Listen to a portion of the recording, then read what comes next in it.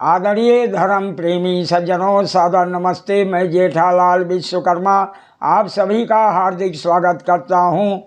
महाभारत उद्योग पर्व अध्याय 22। ये कथा आपको सत्य महाभारत से सुनाई जा रही है।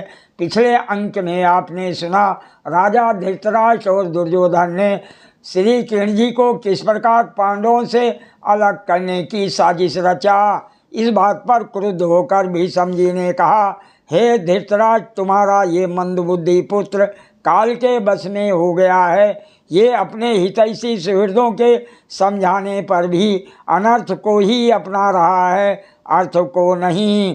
इसने धर्म का सर्वथा त्याग कर दिया है। अब मैं इस मूर्ख पापी एवं क्रूर दुर्योधन की अनर्थ भरी बातें किसी प्रकार भी सुनना नहीं चाहता। आज का प्रसंग है श्री कृष्ण जी का भव्य स्वागत। धृतराष्ट्र और विदुर के घरों पर उनका आतिथ्य। श्री कृष्ण द्वारा कुंती को समाश्वासन।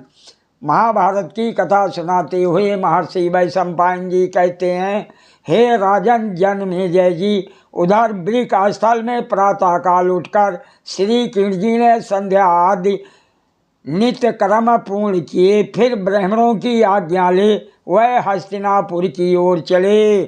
दुर्योधन के सिवा धृतराष्ट्र के सभी पुत्र तथा भीष्म, द्रोण, कृपाचार्य आदि यथायोग वस्त्र आभूषणों से विभूषित हो हस्तिनापुर की ओर आते हुए श्री कृष्ण जी के स्वागत के लिए गए।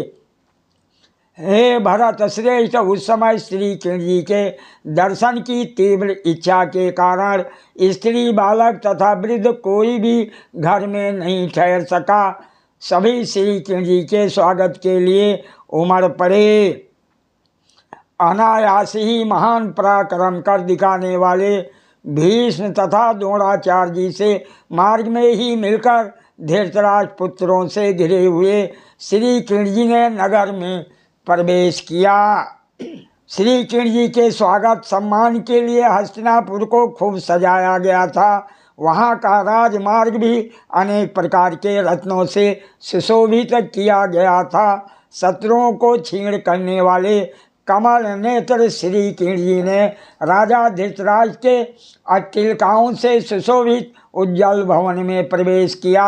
वहाँ एक स्वच्छ और जगमगाता हुआ सुवर्ण का विशाल सिंहासन रखा हुआ था।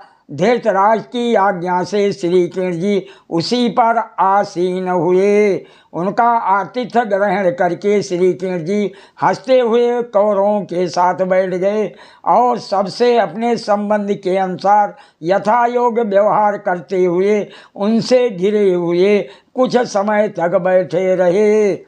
धृतराष्ट्र से पूजित एवं सत्कृत हो महायशस्वी शत्रु दमन श्री कृष्ण जी उनकी अनुमति ले उस राजभवन से बाहर निकले। तत्पश्चात कौरव सभा में यथायोग सबसे मिलजुल कर जदुवंशी श्री कृष्ण जी ने विदुर जी के रमणीय गृह में पदार्पण किया। विदुर जी ने अपने घर पर पधारे हुए दशानंदन श्री कृष्ण जी के पास जाकर समस्त मनोवांछित भोगों का संपूर्ण मांगलिक वस्तुओं द्वारा उनका आदर सत्कार और आतिथ्य किया। मधुसूदन श्री कृष्ण जी जब उनका आतिथ्य ग्रहण कर चुके तब सब धर्मों के ज्ञाता विदुर जी ने उनसे पांडवों का कुशल समाचार पूछा। सब कुछ प्रत्यक्ष देखने वाले श्री कृष्ण जी ने विदुर जी से पांडवों की सारी चेष्टाएं विस्तार पूर्वक कहा सुनाई। हे राजन जनमेजय जी, शत्रुदमन श्री कृष्ण जी ने विदुर जी से मिलने के पश्चात तीसरे प्रहर में अपनी बुआ कुंती देवी के पास गए। निर्मल सूर्य के समान तेजस्वी श्री कृष्ण जी को आते देख कुंती देवी उनके गले लग गईं तथा अपने पुत्रों को स्मरण कर वह फूट फूट कर रोने लगीं।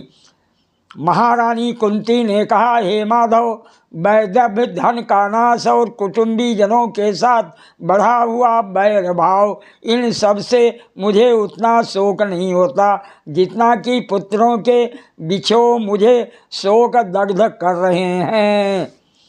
राज्य का छिन जाना, जुए में हार जाना तथा मेरे पुत्रों को वन में भेज देना, इन सब से मुझे दुख नहीं हुआ, परंतु मेरी श्रेष्ठ सुंदरी वधू को एक वश धारण किए जो सभा में जाना पड़ा तथा दुष्टों के कठोर वचन सुनने पड़े। इससे बढ़कर महान दुख की बात और क्या हो सकती है। श्री कृष्ण जी बोले, हे बुआ जी, संसार में तुम जैसी सौभाग्यशाली नारी दूसरी कौन है।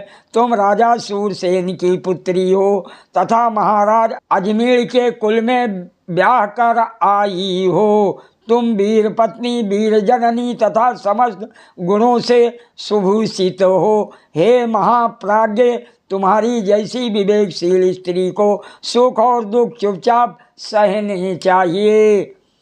तुम्हारे सभी पुत्र निंद्रा, तंद्रा, आलस, क्रोध, हर्ष, भूख, प्यास, सर्दी, गर्मी, इन सब को जीत कर सदा वीर उचित सुख का उपभोग कर रहे हैं।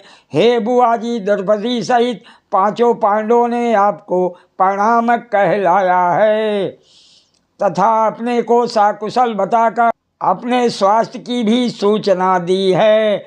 तुम शीघ्र ही देखोगी कि पांडव निरोग अवस्था में तुम्हारे सामने उपस्थित हैं। उनके सभी मनोरथ सिद्ध हो गए हैं और वह अपने शत्रुओं को मौत के घाट उतार कर साम्राज्य लक्ष्मी से मुक्त हो भूमंडल के शासक पद पर प्रतिष्ठित हैं। कुंती बोली, हे महाबाहु मधुसूदन श्री कृष्ण जी, जो पांडवों के लिए हितकर हो तथा जैसे जैसे कार्य करना तुम्हें उचित जान पड़े वैसे वैसे करो। सादर प्रणाम। जय श्री कृष्ण।